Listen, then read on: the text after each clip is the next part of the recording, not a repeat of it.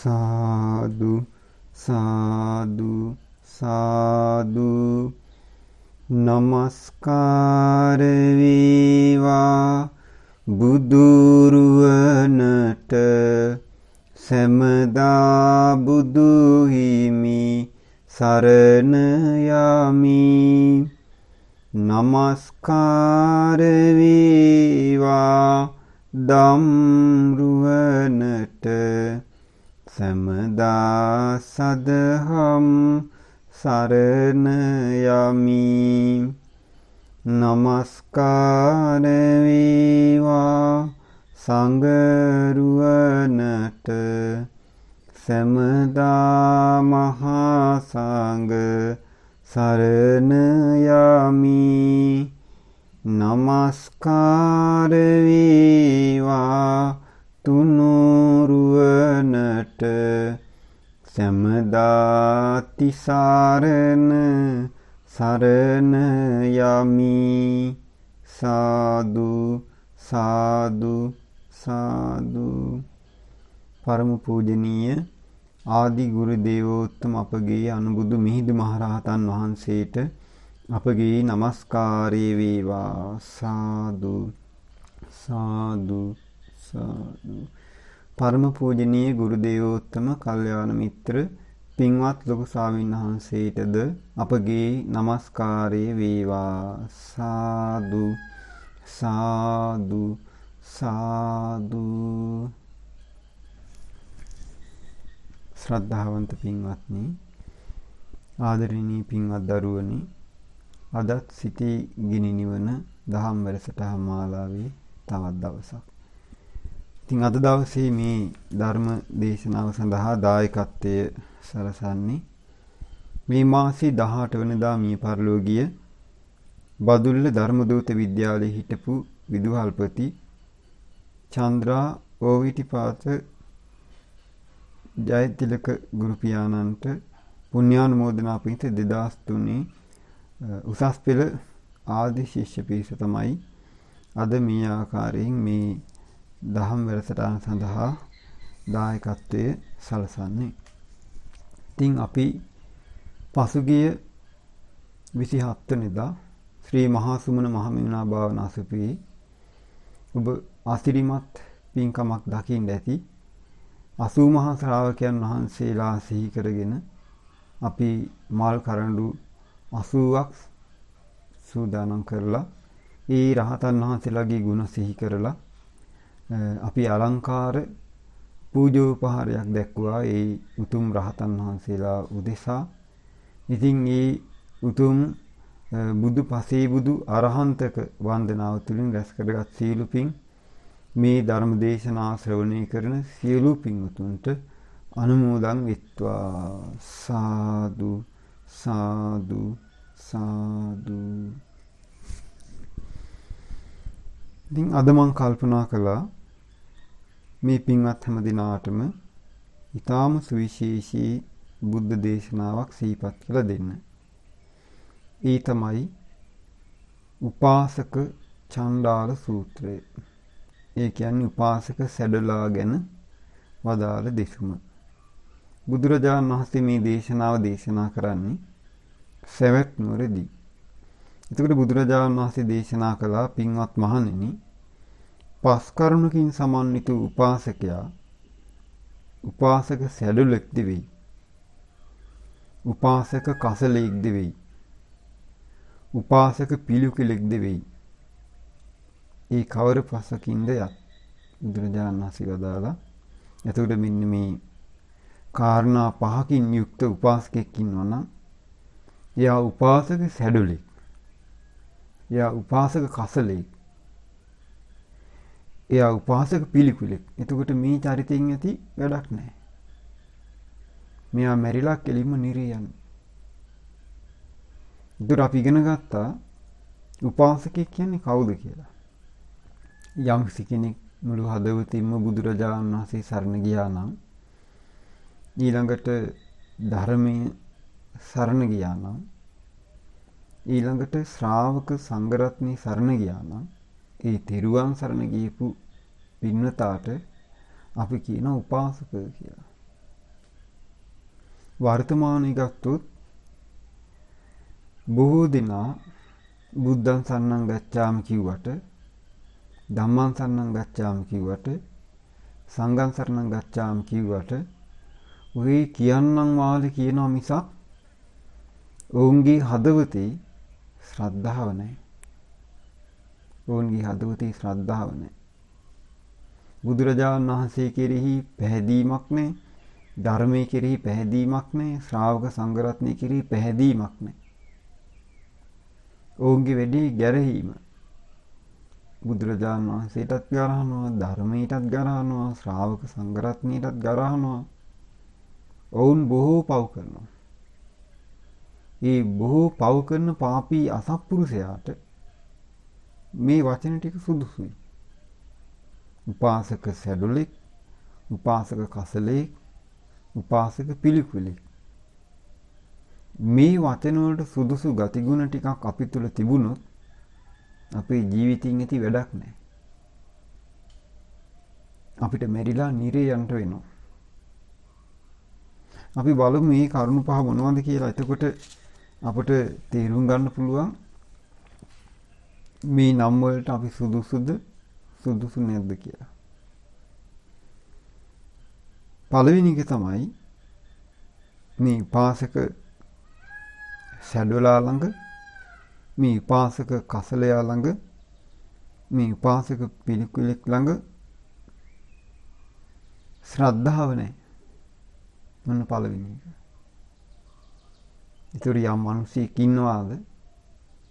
මේ මිනිසයා තුළ බුදුරජාණන් වහන්සේ කෙරෙහි අවංක පැහැදීමක් නැත්තම්, ඊළඟට ධර්මයේ ගැන අවංක පැහැදීමක් නැත්තම්, ශ්‍රාවක සංඝ රත්නය ගැන අවංක පැහැදීමක් නැත්තම්, අන්‍යයට කියන උපාසක සැඩුලේ, උපාසක කසලේ, උපාසක පිළිකුලේ කියලා. දැන් සැඩුලා කියලා කියන්නේ දැන් මනුස්ස ලෝකේ නීච තැනත්තට, මේ මනුස්ස ලෝකේ නීච ජීවිතයක් ගත කරන, නීච ආහාර අනුභව කරන, නීච වාසස්ථාන වල වාසය කරන, නීච රෙදි පිළි අඳින, නීච බෙහෙත් පාවිච්චි කරන, ඊටාම අවාසනාවන්ත ජීවිතයක් ගත කරන කෙනාට තමයි සැඩුලා කියලා කියන්නේ. දැන් උපාසකයෙකුත් ඉන්නවලු සැඩුලේ, උපාසකයෙක් ඉන්නවලු කසලේ, උපාසකයෙක් ඉන්නවලු පිළිකුලේ. ඉතින් ඔහුගේ ස්වභාවය තමයි ඔහු බුදුරජාණන් වහන්සේ කෙරෙහි හදවතින්ම පැහැදිලා නැහැ. ඒ කියන්නේ බුදු ගුණ හරියට විස්තර වශයෙන් දන්නේ නැහැ. දහම් ගුණ විස්තර වශයෙන් දන්නේ නැහැ. සංඝයාගේ ගුණය විස්තර වශයෙන් දන්නේ නැහැ. ඔහුට ශ්‍රද්ධාව නැහැ. යම් කිසි කෙනෙකුට ශ්‍රද්ධාවට එන්න හේතු වෙන්නේ බුදුරජාණන් වහන්සේගේ ධර්මයේ ශ්‍රවණය කිරීමයි. එතකොට කෙනෙක් බුදුරජාණන් වහන්සේ වදාළ ධර්මයේ ශ්‍රවණය කරන්නේ නැත්නම් ඔහුට ශ්‍රද්ධාවක් ඇති වෙන්නේ කොහොමද? කෙනෙක් බුදුරජාණන් වහන්සේගේ ධර්මයේ ශ්‍රවණය කරන්නේ සත්පුරුෂයන්ගෙන්, සත්පුරුෂ ඇසුරෙන් සද්ධර්මය ඔහුට ලැබෙන්නේ. කෙනෙක් එතකොට සත්පුරුෂයාගේ ඇසුර ලබන්නේ නැත්නම් ඔහු කොහොමද තමන්ගේ ජීවිතය දියුණු කරගන්නේ? ඉතින් ඒ නිසා ශ්‍රද්ධාව නැති බව කියන එක උපාසක සැඩලෙක් වෙන්න, උපාසක කසලෙක් වෙන්න, උපාසක පිළිකුලෙක් වෙන්න හේතුවක් වෙනවා. ඒ බඳු නීච තත්වයකට අපිපත් නොවිය යුතුයි. එතන මේන් බේරෙන්න නම් අපි හොඳට බුදුරජාණන් වහන්සේ ගැන පැහැදීමක් ඇති කරගත්ත, ධර්මයේ කෙරෙහි පැහැදීමක් ඇති කරගත්ත, ශ්‍රාවක සංඝයා කෙරෙහි පැහැදීමක් ඇති කරගත්ත අය බවට පත් වෙන්නට ඕනි. ඊළඟ කාරණාව තමයි දැන් උපාසක සැඩුලෙක්, උපාසක කසලෙක්, උපාසක පිළිකුලෙක් වෙන්න තවත් හේතුවක් තමයි දුස්සීලයි. යම් මිනිසෙක් ඉන්නවා සත්තු මරනවා. යම් කිසි මිනිසෙක් ඉන්නවා එයා සොරකම් කරනවා. එයා වැරදි කාම සේවනයේ යෙදෙනවා. එයා බොරු කියනවා. එයා මත්පැන් බොනවා. ඔහුට ආත්ම ශක්තියක් නැහැ ප්‍රාණඝාතයෙන් වැළකීලා ඉන්න. ඔහුට ආත්ම ශක්තියක් නැහැ හොරකමෙන් වැළකීලා ඉන්න. ඔහුට ආත්ම ශක්තියක් නැහැ වැරදි කාම සේවනයෙන් වැළකීලා ඉන්න. ඔහුට ආත්ම ශක්තියක් නැහැ බොරුවෙන් වැළකීලා ඉන්නේ. ඔහුට ආත්ම ශක්තියක් නැහැ මත්පැන් මද්ද්‍රව්‍ය වලින් වැළකීලා ඉන්නේ. ඔහු බොහොම පහත් ලාමක ජීවිතයක් ගත කරනවා. ඒතර බලන්න ඔහුගේ මනස කොයි වගේ දුර්වල එකක්ද කියලා. අපි හිතමු මధుරයක් නොමරා ඉන්න බැරි නම්. උකුණෙක්වත් නොමරා ඉන්න බැරි නම්. එතකොට ඔහුගේ චිත්ත අභ්‍යන්තරයේ තියෙන මොන වගේ දියුණුවක්ද? පිරිහීමක් නේ. එතකොට හොරකමෙන් වැරකිලා ඉන්න බැරි නම්.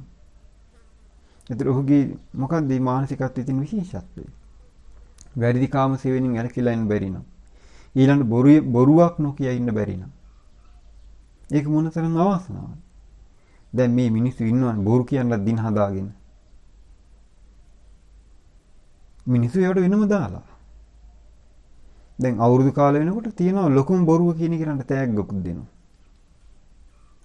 සමහර ඉස්තර නම් ওই සමහර වැඩසටහන් තිබුණා ගුවන්විදුලි නාලිකාවල හොඳම බොරුවට තෑගි දෙනවා. හොඳ බොරු කියන කෙනාට. ලෝකයෙන් බොරු කියන්න පොළඹවනවා. දැන් මේ මාධ්‍යයෙන් ගත්තොත් එහෙම සමහර කරුණු කාරණා සම්බන්ධයෙන් මහා අසත්‍ය දේවල් තමයි ලෝකෙට මුදාහරින්නේ. සිදු නොවිච්ච දේවල්. ඉතින් ඒ නිසා සමාජයක්ම ඒ බොරුවෙන් තමයි රජ කරන්නේ. ඉතින් ඒ නිසා ඒ බොරු කීම කියන එක පුද්ගලයාගේ ගුණධර්ම විනාශ වෙන හේතුවක්. ප්‍රාණඝාතය, සොරකම, වැරදි කාම සේවනය, බොරු කීම, ඊළඟට මත්පැන් මද්ද්‍රව්‍ය භාවිතා කිරීම පුද්ගලයාගේ ගුණධර්ම විනාශ වෙලා යනවා. ඊළඟට මත්පැන් මද්ද්‍රව්‍ය භාවිතය. දැන් බලන්න සමහර අය ඉන්නවා හැම මොහොතෙම මත් වෙලා තමයි ඉන්නේ. දැන් පුංචි දරුවෝ පවා පෙළඹෙලා ඉන්නවා මත් වෙලා ඉන්න. දැන් ගුරුවරු පන්තිවල උගන්වනවා. දැන් අරුන් ওই දුම් කලයි හුණු තියාගෙන තොල් ඇතුලේ මත් වෙලා ඉන්නවා. සමහර කුඩු ගහනවා. සමහර මේ 6-4 ඊලන්දාරි බීඩි ගහගෙන යන පාර දිගේ.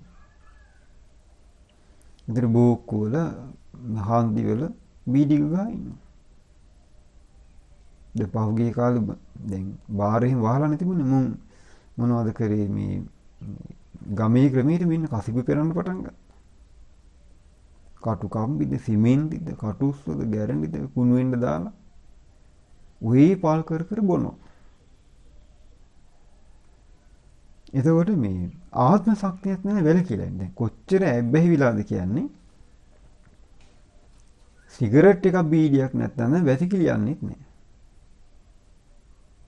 එච්චර මේකට ඇබ්බැහි වෙලා. අතපය වෙවුලනවා, කට වෙවුලනවා, කෙලින් පාරේ ඇවිදගෙන යන්න බෑ. පින්බොත් වීසියනවා. එච්චර පණක් නැහැ. දැන් මේ මත්පැන් වලට අබ්බැහි වෙලා ළමයි. මට ආරංචි වුණා මේ 6-7 කිල්ලොත් බීඩි බනවා කියලා. මේ මොනවද කතන්දර? ඊළඟ සමහර ළමයි ඉන්න මත්පෙති බිබී මත් වෙලා වාසය කරන එක එක මත් වෙන ක්‍රම මේ ළමයි හොයාගෙන ඉතින් මත් වෙලා තමයි ඉගෙන ගන්න.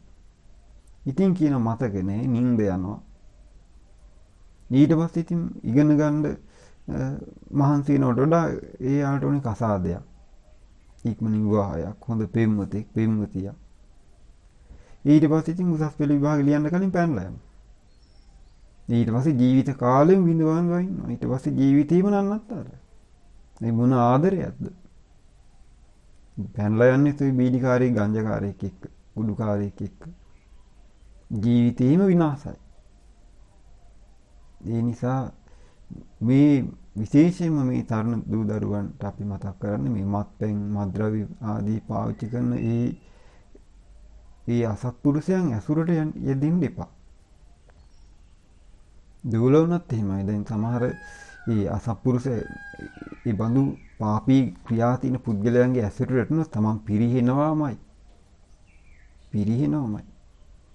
මොකද ඒ බඳු දුස්සීල තැනැත්තන්ගෙන් ජීවිතේට යහපතක් වෙන්නේ නැහැ. අයහපතක්මයි වෙන්නේ. ඉතින් ඒ නිසා මේ දුස්සීල මේ උපාසක සැඩොල, උපාසක කසලය, උපාසක පිළිකොල මලාට පස්සේ යන්නේ නිරේ. එතකොට නිරේගාමී ප්‍රතිපදාවක ඉන්න කෙනෙක් ඇසුරු කරොත් Tamanට යන්න වෙන්නේ නිරේ තමයි. සුගතියක් නන්නේ. ඊළඟ එක තමයි සුබ නැකත් සුබ නිමිති බලන්නේ වෙයි. බාහිර මංගල කරුණු සොයන්නේ වෙයි. දැන් විශේෂයෙන් මම මේ දේශනාව අද කරන්නත් කල්පනා කරේ. දැන් ඔන්න එනවා දැන් ලබන අපේ 13 14. කාපු නැති අය වගේ කණ්ඩ හොයන්න පටන් ගන්නවා දැන්. ඇඳපු නැති අය වගේ ඔන්න දැන් රෙදි කඩවල් ගාන ඇඳුම් කන්න පුර කනවා. බඩු මුට්ටු ආයේ මේ ගෙවල් වල ඕනටත් වඩා පුරව ගන්නවා.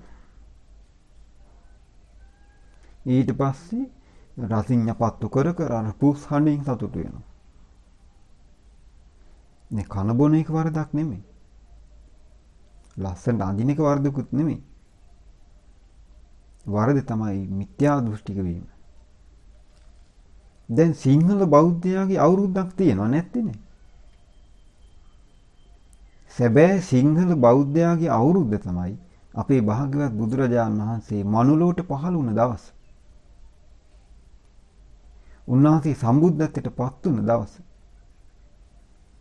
උන්වහන්සේ පිරිනිවන් පාපු දවස. ඒක තමයි බෞද්ධයාගේ අවුරුද්ද.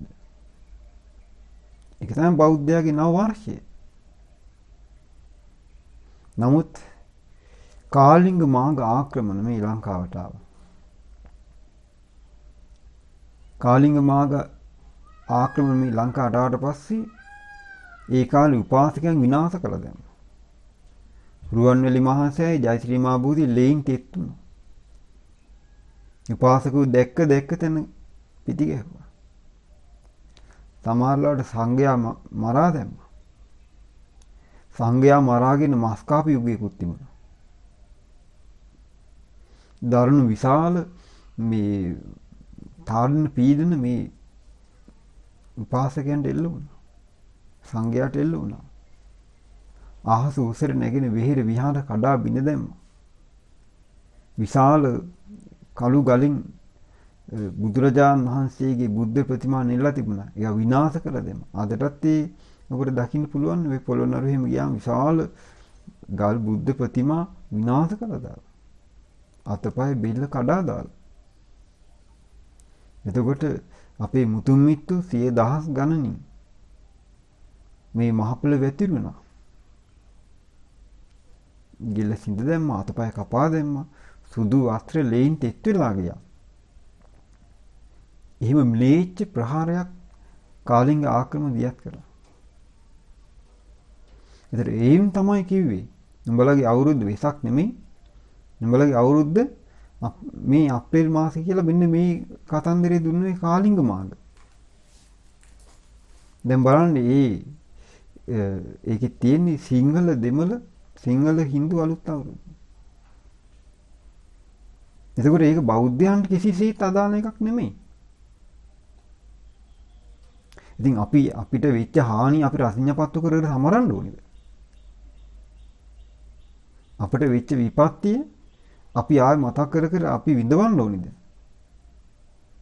දැන් බලන්න එදාට පුස් හඬවල් කොච්චර පැතිරිලා යනවද? ඒතර දැන් කොච්චර මිනිස්සු ඒකෙන් පිනට යොමු වෙනවද? කොච්චර පව් කරගන්නවද? පටන් ගත්ත වෙලාව ඉඳන් මේකේ තියෙන්නේ මොකද්ද? සුබ නැකත් හොයනවා. ඊළඟට සුබ නිමිති බලනවා. දැන් මම කියන්නේ දැන් කිව්වොත් එහෙන් බැරි වෙලා හරි අලුයම 1:30ට නැගිටලා උතුරු දිශාව බලාගෙන ගම වීදුරක් පානි කරපන් කියලා අපේ උන් අනිවාර්යෙන් බොනවා. එච්චර මෝඩකමේ ආයි ඉහළටම ගිහින් තියෙනවා. ඒක කිසිම අර්ථයක් නැති දෙයක් කියලා එහෙම තීරුම් ගන්න තරම් ප්‍රඥාවක් නෑ. එච්චර මෝඩයි. දැන් ඔය කියන්නේ උතුර බලාගෙන මෙහෙම මේ ලිපපත්තු කරන්න කියනවා. එහෙම නැත්නම් මේ මොනවා හරි වැඩ අල්ලන්න කියනවා. ඉතින් ඒකේව කරනවා මිනිස්සු. කාවද මේ නවට්ට ගන්න? මොකද්ද මේ නැති වෙලා යන්නේ? Tamanට වටිනා තිසරණේ නැති වෙලා යනවා.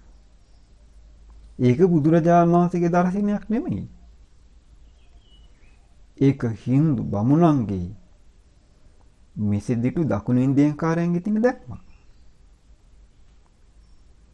ඒක විමුක්තියට කිසිසේත් අදාළ වෙන එකක් නෙමෙයි. මොකද්ද මේකේ අවාසිය බුදුරජාණන් වහන්සේ දේශනා කරේ? මේ වගේ සුබ නැකත් සුබ නිමිති බලනවා නම් බාහිර මංගල ලකුණු බලනවා නම් දැන් ඔය තියෙනවනේ දැන් මිනිස්සු එක එක මංගල ලකුණු කිකේ හොයනවනේ නේද? පිරිච්ච කලයක්වත් මේ අරගෙන ඉස්සරහට එනවා නම් ඒක මංගල කාරණයක් කියලා සම්මත කරගෙන ඉන්නවා. දැන් හුනේ චිච්චික් ගෑවුත් ඒක අසුබයි කියලා සම්මත කරගෙන ඉන්නවා. ඊට පස්සේ කවුරු හරි හිස් කලයක් අරන් આવුත් ඒක අසුබයි කියලා සම්මත කරගෙන ඉන්නවා. මේ ඔක්කොම මිසදිටු. දැන් මේ සුබ නැකත් සුබ නිමිති බලබල ඔය වගේ මංගල කරුණු හොයනවා නම් ඔහු අනාහි උපාසක සැඩුලෙක්.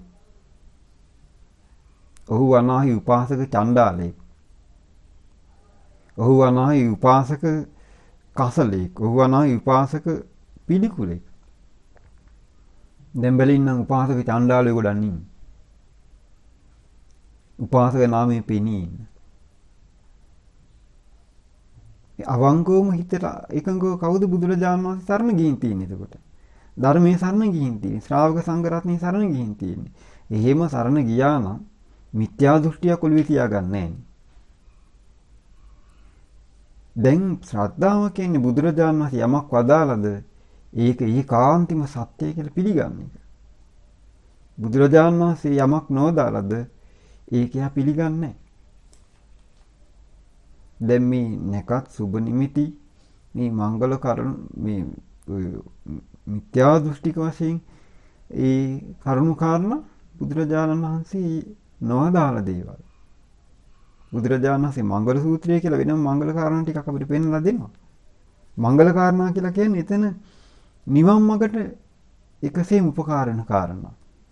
මෞපිය උපස්ථානේ වැඩිහිටියන් සැලකීම ඊළඟට ඒ වගේ අර මංගල කාරණා ඒවා ඒකාන්තෙම නිවන පිණිස හේතු වෙන දේවල්.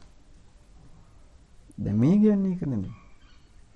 බාහිර දේවල් මුල් කරගෙන යා හොයනවා මංගල කාරණා. එතකොට යම් කිසි කෙනෙක් මතක තියාගන්න සුබ නැකත් සුබ නිමිති බල බල ඉන්නවා නම් මංගල කරුණු බල බල ඉන්නවා නම් ඔහු වනායි උපාසක චණ්ඩාලෙක්. ඔහු වනායි උපාසක අසලෙක්. ඔහු වනායි උපාසක සැඩුලෙක්, උපාසක පිළිකුලෙක්. ඉතින් මෙච්චර මේ උතුම් ලාභයක් ලැබිච්ච අපි ওই தත්ත්වයටපත් වෙන්න ඕනිද?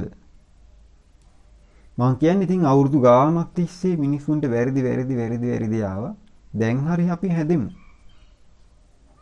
එහෙම නැත්නම් කවදාවත් අපිට ගොඩ යන්න නම් වෙන්නේ නැහැ. ඉතින් ඒ නිසාම අපි කල්පනා කරා අප්‍රේල් මාසේ 13 14 යන දවස්වල අසපුවේ නේවාසික සීල භාවනා වැඩසටහනක් කරන්න. ඉතින් 13 වෙනිදා උදෑසන 8ට ආපු ගමන් 15 වෙනිදා උදෑසන වෙනකම් සීලමය වශයෙන් පින් කරගන්න පුළුවන්, ධර්ම ශ්‍රවණමය වශයෙන් පින් කරගන්න පුළුවන්, භාවනා වශයෙන් පින් කරගන්න පුළුවන්, ඊළඟට බෝධින්නාථට උපස්ථාන කරලා පින් කරගන්න පුළුවන්, සද්බුදුරජාණන් වහන්සේට වන්දනා කරලා උපස්ථාන කරලා පින් කරගන්න පුළුවන්. ඒ වගේ අවස්ථාවක් අපි සරසා දෙන්න කල්පනා කරා සැබෑම උපාසකවරුන්ට. දැන් මේකෙදි දැන් මෙයාගේ වෙන් වෙන අයටත් යම් කිසි පිහිටක් තියෙන්න එපා. දැන් මේගොල්ලෝ ගෙවල් වල හිටියොත් එimhe සමහරට නොදැනීම ඒ වගේ ක්‍රියාවන් වලට වැටෙන්න වෙනවා. නමුත් මේක තේරුම් අරගත්ත අයට පුළුවන් නිදහසේ එදා තමන්ගේ ජීවිතේ ಗುಣ දියුණු කරන දවසක් බවට පත් කරගන්න. ඉතින් ඒ නිසා මේ දුවල පුතාලා ඊළඟට මේක අහන වැඩිහිටියෝ කල්පනා කරන්න පුළුවන් නම් ඒ 13 වෙනි දවසකට ඇවිල්ලා උදෑසන පටන් හවස වෙනකම් ඔබට සීල භාවනා වැඩසටහන් නිරත වෙලා නේවාසික ඔබට මෙහි රැඳිලා තමන්ගේ ආධ්‍යාත්මික ගුණධර්ම දියුණු කරගන්න වාසනාවක් උදා කරගන්න පුළුවන්. ඉතින් ඒ නිසා ඒ ගැන මම මේ වෙලාවේ සිහිපත් කරනවා. ඊළඟ බුදුරජාණන් වහන්සේ දේශනා කරා තව කාරණාවක්. එයා විශ්වාස කරන්නේ කර්මය නෙමෙයි. මංගල කරුණ. දැන් මංගල කාරණා තමයි එයා විශ්වාස කරන්නේ. මංගල කාරණා වලින් තමයි සුභ අසුභ දේවල් හොයන්නේ. නමුත් විශ්වාස කරන්න ඕනේ මොකද්ද? තමන් යහපත් වූ දෙයක් කළොත් යහපත් විපාක ලැබෙනවා. තමන් අයහපත් වූ දෙයක් කළොත් ඒකෙන් දුක් විපාක ලැබෙනවා. තමන් කරන්නේ මොකද්ද? ඒ දේ තමයි අරගෙන යන්නේ. තමන් සිටවන්නේ මොකද්ද? ඒකට අනුව තමයි තමන්ට අස්වැන්න ලැබෙන්නේ. ඉතින් මෙයා කර්මයේ විශ්වාස කරන්නේ නැහැ. ඊළඟට මේ පුද්ගලයා මේ ශාසනයෙන් බාහිරව දම්පැන් පුදන්න පුද්ගලෝ හොයනවා. ඔන්න.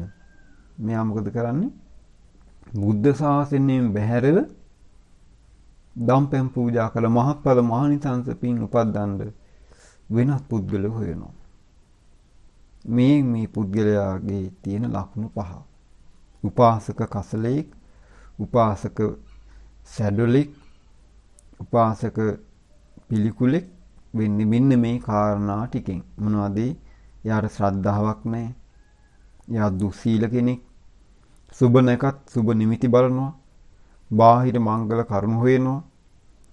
ඊළඟට කර්මයේ නෙමෙයි විශ්වාස කරන මංගල කරුණු. ඊළඟට මේ බුද්ධ ශාසනයෙන් බැහැරව දම්පැන් පූජා කරන පුද්ගලයෝ හොයනවා. මෙන්න මේ කාරණා වලින් සමන්විතයි නම් ඔහු මරණයට පස්සේ යන්නේ. ඔහු මරණයට පස්සේ යන්නේ නිරේ. ඔහුට සුගතියක්වත් නැහැ. දැන් බලන්න මිත්‍යා දෘෂ්ටිකයන්ගේ ඔය අවුරුද්දක් කන්න ගිහිල්ලා Tamanට අර සුගතියට යන්න තියෙන පාරත් වහගන්න. බොහොම අමාරුවෙන් මේ සුගතියට යන්න වර්තමානයේ පිනක් උපද්දන්නේ. අමාරුවෙන් දොආපු කිරි කලයට ගොම වැටෙනවා වගේ වෙන්නේ. ඒ හින්දා මිසදිටු වෙන්න එපා. මිසදිටු සරණේ පිහිටන්න එපා. හොඳට බුදුරජාණන් වහන්සේ ගැනම පැහැදීමක් ඇති කරගන්න.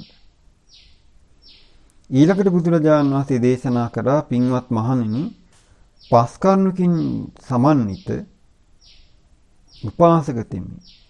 උපාසක රත්නයක් වෙයි. උපාසක පියුමක් වෙයි. උපාසක නෙළුමක් වෙයි.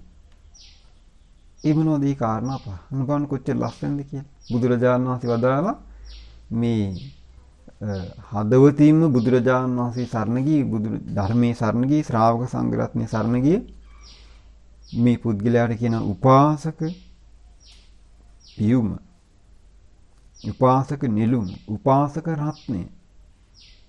ඉතින් ඔබ බලන්න උපාසක රත්නයක්ද, උපාසක පියුමක්ද, උපාසක නෙළුමක්ද කියලා. ඉතින් උපාසක රත්නයක් වෙන්නේ, උපාසක පියුමක් වෙන්නේ, උපාසක නෙළුමක් වෙන්නේ මෙන්න මේ කරුණ නිසා. ශ්‍රද්ධාවන්තයි. මොන පළවෙනි එක. ඒ කියන්නේ ඔහුට තියෙනවා ඒ කියන්නේ තමන්ගේ ප්‍රාණය අතහැරලා ඔහු බුදුරජාණන් වහන්සේ සරණ ගිහින්. තමන්ගේ ජීවිතේ දෙවෙනි බුදුරජාණන් වහන්සේ සරණ යෑම අංක 1. දිවි පුදා බුදුරජාණන් වහන්සේ සරණ ගියා. දිවි පුදා ධර්මයේ සරණ ගියා. දිවි පුදා ශ්‍රාවක සංඝ රත්නයේ සරණ ගියා. තමන්ගේ පණට වඩා බුදුරජාණන් වහන්සේ වටිනවා. තමන්ගේ පණට වඩා ධර්මයේ වටිනවා. තමන්ගේ පණට වඩා ශ්‍රාවක සංඝ රත්නයේ වටිනවා. තමන්ගේ පණට වඩා මේ තිසරණේ වටින්නේ හොඳට ධර්මය අහන කෙනාටයි. ඒ ධර්මයේ තුලින් තමයි තමන්ගේ ජීවිතයට විශාල යහපතක් වෙන්නේ. ඉතින් ඒ නිසා ඔබ උපාසක රත්නයක් වෙන්න.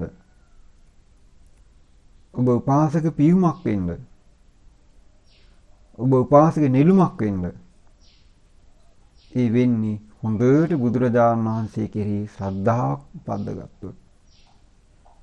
හොඳට ශ්‍රද්ධාවන්තයෙක් වෙන්න. ඒ ශ්‍රද්ධාවට කෙනෙක් පැමිණෙන්නේම ධර්මයේ ශ්‍රවණය කිරීමෙන්. එහෙනම් හොඳට ධර්මය අහන්න. ධර්මය අහන්න, ධර්මය අහන්න, ධර්මය අහන්න ඔබට පුළුවන් උපාසක රත්නයක් වෙන්න. උපාසක පියුමක් වෙන්න. උපාසක නෙළුමක් වෙන්න.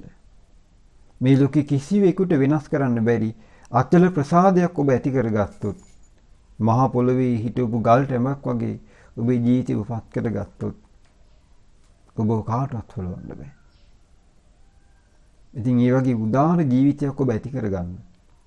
සුගතිය උපදිනවා හෝ ඒකාන්තයෙන්. ඒකේචි බුද්ධං සරණං ගතාසේ නතේ ගමිස්සන්ති අපායං. පහය මානුසං දේහං දේවකායං පරිපූර්ණසන්ති. යම් සියනේ බුදුරජාණන් වහන්සේ කිරි පැහැදුනොත් මරණින් මත්තේ ඔහු සතර අපාය වැටෙන්නේ. ඒකාන්තයෙන් මරණයට පස්සේ ඔහු සුගති ලෝකෙම ඉපදින්නේ. ඉතින් මොන තරම් ලාභයක්ද? ඊළඟට කියන ඔහු සීලවන්තයි. දෙවෙනි කාරණාව. දැන් දිවි පුදා බුදුරජාණන් වහන්සේ සරණ ගියේ, දිවි පුදා ධර්මයේ සරණ ගියේ, දිවි පුදා ශ්‍රාවක සංඝරත්නයේ සරණ ගියේ උපාසකයා. සීලවන්තයි. ඔහු ජීවිතේ නිසාවත් ප්‍රාණඝාතය කරන්නේ. ජීවිතේ නිසාවත් බොරු කියන්නේ. ජීවිතේ නිසාවත් හොරකම් කරන්නේ. වැරදි කාම සේවනය කරන්නේ. මත්පැන් පාවිච්චි කරන්නේ. ඔහු තමන්ගේ ජීවිතයට වඩා සීලය උතුම් කොට සලකනවා. තමන්ගේ ජීවිතයට වඩා සීලය උතුම් දෙයක් සේ සලකනවා. ඉතින් මේ විදිහට දිවි දෙවෙනුකොට සීල් රකින්න කෙනා මරණින් මත්තේ දෙවියන් අතර යනවා. ප්‍රාණඝාතයෙන් වළකින කෙනා දෙවියන් අතර යනවා. සොරකමින් වළකින කෙනා දෙවියන් අතර යනවා. වැරදි කාම සේවනයෙන් වළකින කෙනා දෙවියන් අතර යනවා. බොරුවෙන් වළකින කෙනා දෙවියන් අතර යනවා. දැන් නිකන් හිතන්න ওই බීඩි සිරුට්ටු මත්පැන් මත්ද්‍රව්‍ය වලින් වැළකීලා ඉන්නවනම් ඒ කාරණා මුල් කරගෙනම දෙවියන් අතර යනවා. සීලවන්ත ජීවිතයට ආස කරන්න. දුස්සීල වෙන්න කැමති වෙන්න එපා. දැන් මේ අවුරුදු කියලා කාලයක් එනවා. දැන් මිනිස්සු කී දෙනෙක් දුස්සීල වෙනවද? දැම්මම බෝතල් ගෙනලා තියාගෙන ගෙවල් වල බොන්න. සමහරු කසිපු තැම්බෙන්න දාලා. කසිපු පෙරන්න ලෑස්ති වෙලා. විශේෂයෙන්ම මේ තරුණ පරපුර ගන්නම දෙයක් නැහැ. ගන්ධ අරගෙන කුඩු අරගෙන උන්න ලෑස්ති වෙලා. ඉතින් ඒ නිසා මේ වගේ පිරිහිච්ච සමාජයේ කොටස්කාරය වෙන්න එපා. අඩුමතරම මේ පිම්බිමකට හැරි ඇවිල්ලා ඔය මිසදිටු ලෝකෙන් වෙන් වෙලා ඔයගොල්ලෝ මේ ධර්මයේ පිළිසරණ කරගන්න. ඉදාට දැන් සාමාන්‍යයෙන් දැන් කිරිබතක් හදලා කැවුමක් හදන එක වරදක් නෙමෙයි. වරද තියෙන්නේ මොකද්ද? මිත්‍යා දෘෂ්ටික වීම. මේ මිත්‍යා දෘෂ්ටියෙන් වළකින්න. සීලවන්ත වෙන්න. සීලයට ආස කරන්න. ඊළඟට කියනවා සුබනක සුබ නිමිති නොබලන්නේ මංගල කරුණ නොසයන්නේ. අන්න බලන්න. ඍජු උපාසක චරිතය. යා ඍජුයි. යා සුබනක සුබ නිමිති මංගල කරුණ හොයන කෙනෙක් නෙමෙයි. ඒ පිස්සු වැඩ කරන්නේ උපාසක චණ්ඩාලයෝ. උපාසක කසලයෝ. උපාසක පිළිකුල් ස්වභාවයෙන් යුක්තව තමයි මේ වගේ දේවල් කරන්නේ. ඉතින් ඔබ එහෙම වෙන්න ඕනේ නැහැ. ඔබ උපාසක රත්නයක් වෙන්න, උපාසක පියුමක් වෙන්න, උපාසක නිලුමක් වෙන්න. උපාසක රත්නයක් නම්, උපාසක නිලුමක් නම්, උපාසක පියුමක් නම් ඔවුන් මිත්‍යා දෘෂ්ටික නැහැ. ඒ කියන්නේ සුබ නැකත් සුබ නිමිති මංගල කරුණ හොයන කෙනෙක් නෙමෙයි. ඊළඟ කාරණාව තමයි ඔහු මංගල කරුණ නොව කර්මයේ විශ්වාස කරනවා. මේ කර්මයේ විශ්වාස කරන කෙනාට තමයි හරියට දානයක් හරි පූජා කරලා පිනක් කරගන්න පුළුවන්. ඇයි හේතුව? Taman දෙන්නේ යම්සේද ලැබෙන්නේ ඒ විදිහට කියලා දන්නවා නම් හොඳට දුන්නොත් හොඳට ලැබෙනවා. රසට දුන්නොත් රසට ලැබෙනවා. ලස්සන දෙයක් දුන්නොත් ලස්සන දෙයක් ලැබෙනවා. ඊළඟට තවත් කෙනෙකුගේ ආශයයට කැමති නම්, තවත් කෙනෙක් බොහෝ කල් ජීවත් වෙනවට කැමති නම් තමාට දීර්ඝායුෂ ලැබෙනවා. අනුන් සතු වස්තුව විනාශ කරන්නේ නැත්නම්, සොරා කරන්නේ නැත්නම් තමා සතු වස්තුව රැකෙනවා. අනුන්ගේ පෞල් ජීවිත කඩා බිඳ දමන්නේ නැත්නම් තමන්ගේ ජීවිතේ සැපේ සතුට එකතු වෙනවා. ඊළඟට අනුන් බොරුවෙන් රවට්ටන්නේ නැත්නම් තමන්ගේ වචනේ අන්නයි විශ්වාස කරනවා. ඊළඟට තමන්ගේ සිහිනුවන දුර්වල වෙන මත්පැන් ආදී පාවිච්චි කරන්නේ නැත්නම් ඔහුගේ සිහිනුවන වහ බලවත් වෙනවා. අනුන් කෙරෙහි මෛත්‍රිය, කරුණාව ආදී ගුණධර්ම නම් පවත්වන්නේ. ඒ හේතු නිසා තමන්ගේ අභ්‍යන්තරය සුන්දර වෙනවා. ලස්සන රූපයක් ලබනවා. බොහෝ කොට දානේ පූජා කරනවා. ඔහු බොහෝ කොට ලබන කෙනෙක් බවට පත් වෙනවා. ඉතින් ඒ නිසා පිනට ආස කරන්න. ඒ පිනින් තමයි සැප උපදින්නේ. කර්මයේ විශ්වාස කරන්න. අපි කරන දේ අපි අරගෙන යනවා. ඉතින් ඒ නිසා යම් යහපත් වූ දෙයක් කළොත් ඔහුට යහපත් විපාක ලැබෙනවා. අයහපත් වූ දෙයක් කළොත් ඔහුට දුක් විපාක ලැබෙනවා. මෙන්න මේ කාරණා මතක තියාගන්න. එතකොට ඔහු මංගල කරුණව කර්මයේ විශ්වාස කරයි. මේ ශාසනයෙන් බාහිරව දම්පැන් පුදන පුද්ගලයන් නොසොයයි. ඔහු මේ බුද්ධ ශාසනයෙන් බාහිරව මහත්ඵල මහානිසංස කරගන්න කියලා නිගණ්ඨයන් පස්සේ දුවන පිරිසක් නෙමෙයි. එක මිත්‍යා දෘෂ්ටික මත ප්‍රකාශ කරනයි පස්සේ දුවලා පින් කරගන්න යන කෙනෙක් නෙමෙයි.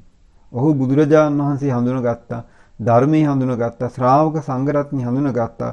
ඒ අනුත්තර වූ පින්කෙන් හඳුනගත් ඔහු ඒ ශ්‍රාවක සංඝ රුවන මුල් කරගෙන පින් කරගන්නවා. බොහෝ ජීවිතේ පින් උපද්දනවා. අන්න මෙන්න මේ වගේ අයට කියනවා උපාසක රත්නය, උපාසක පියුම, උපාසක සුදු නිලුම කියලා. ඉතින් ඔබ කල්පනා කරන්න ඔබ උපාසක චණ්ඩාලයෙක් වෙනවද, උපාසක කසලයෙක් වෙනවද, උපාසක පිළිවෙලෙක් වෙනවද? එහෙම නැත්නම් ඔබ උපාසක රත්නයක් වෙනවද, උපාසක පියුමක් වෙනවද, උපාසක නිලුමක් වෙනවද කියලා. ඔබ ගැන හොඳට විමසලා බලන්න මම කවුද මේ ගොඩෙන් කියලා. සැබවින්ම ඔබ උපාසක රත්නයක් නම්, උපාසක පියුමක් නම්, උපාසක නිලුමක් නම් ඔබ මරණින් මත ඒකාන්තෙම සුගතියමයි. හැබැයි ඔබ උපාසක සැඩොලෙක් නම්, උපාසක කසලෙක් නම්, උපාසක පිළිකුලෙක් නම් මරණින් මත්තේ නිරේ.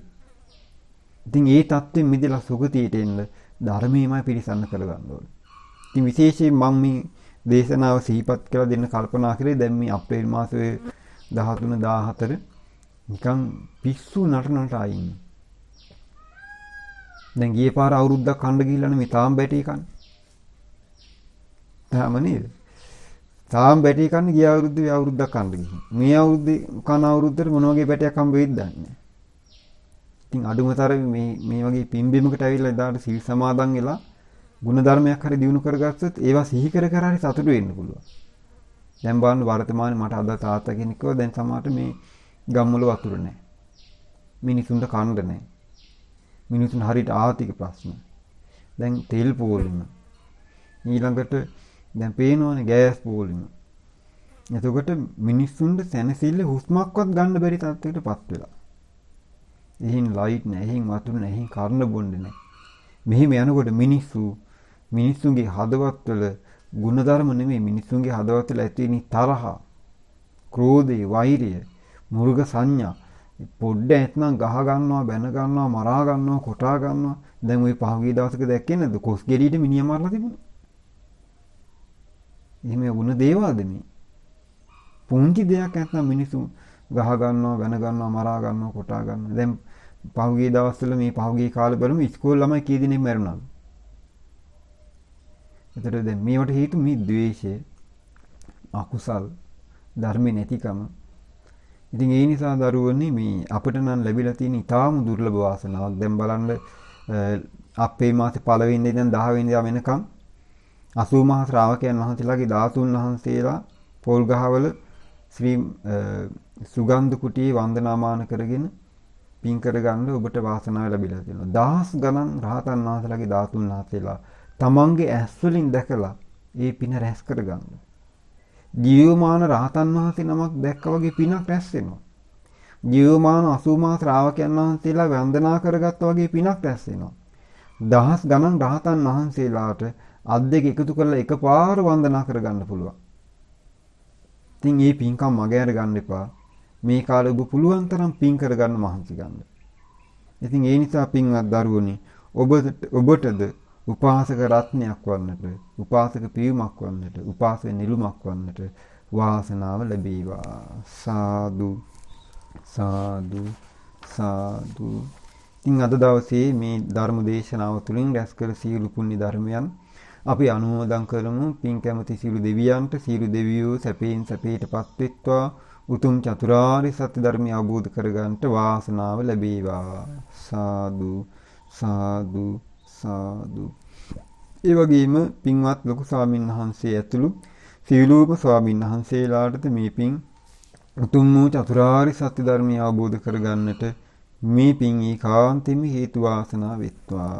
සාදු සාදු සාදු.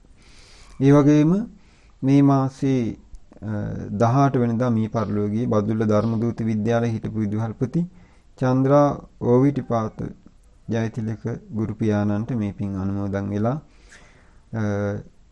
ඒ පින්වත් ගුරු පියාණන් සැපයෙන් සැපයටපත් වෙත්වා සංසාර දුකින් අත් මිදෙත්වා සාදු සාදු සාදු.